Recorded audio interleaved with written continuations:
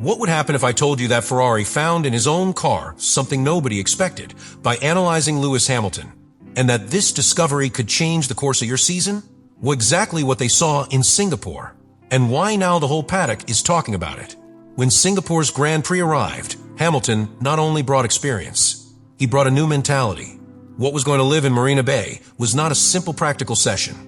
It was the time when a pilot and a team, apparently fractured, were going to start reconnecting from a most fundamental level, mutual understanding. No one anticipated it. No one expected it. But sometimes in Formula One, the biggest changes do not come with large ads. They come silently, in the form of adaptation. What Ferrari engineers discovered at that time was not a simple improvement. It was a positive anomaly, a completely unexpected car behavior that broke with the technical pattern they had been dragging from the preseason.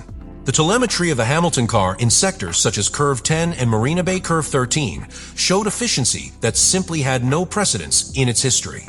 The minimum speeds were higher, the braking was shorter, the car was more planted, and the most striking, the tensile levels at the curve outlet were almost perfect. In the world of Formula One, unexpected behavior is usually a reason for alarm or opportunity.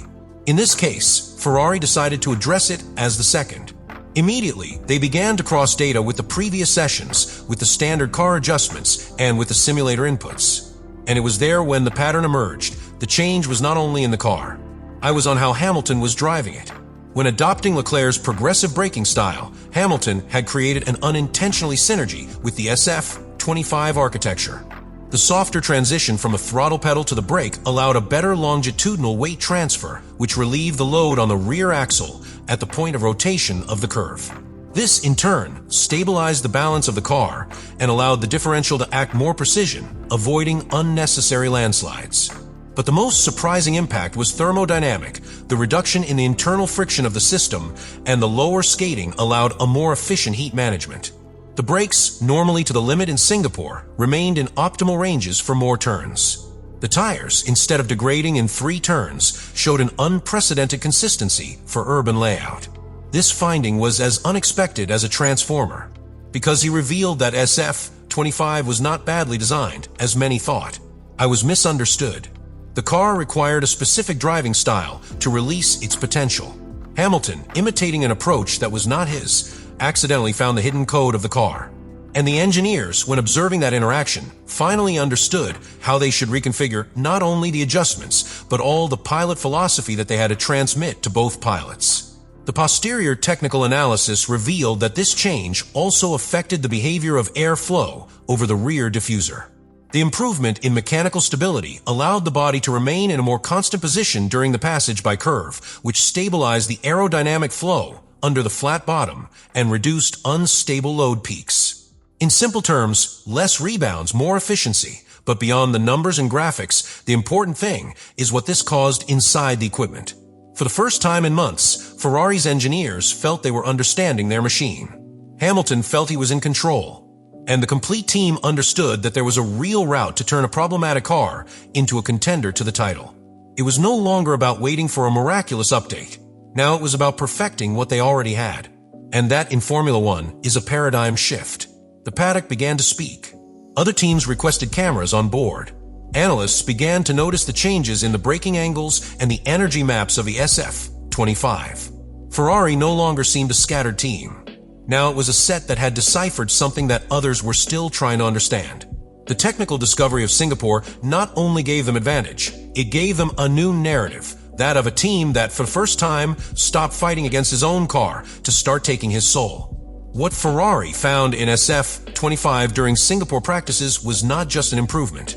It was a change of course, a turning point that has altered the internal structure of the team and its championship aspirations. Until that time, Maranello had been prey to his own skepticism.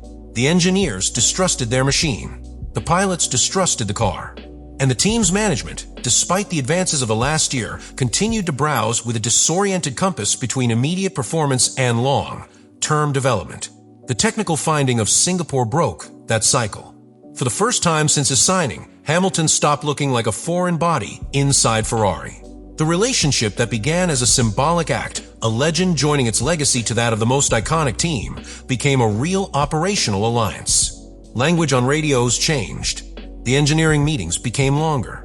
And most importantly, engineers began to listen. It was no longer about imposing a technical reading from the wind tunnel. Now it was about translating pilot sensations into concrete adjustments. The interpretation of the data went from being unidirectional to collaborative.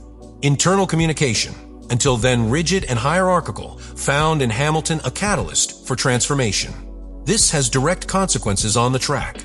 The team began to redesign the simulator programs to adapt to the new pilot approach.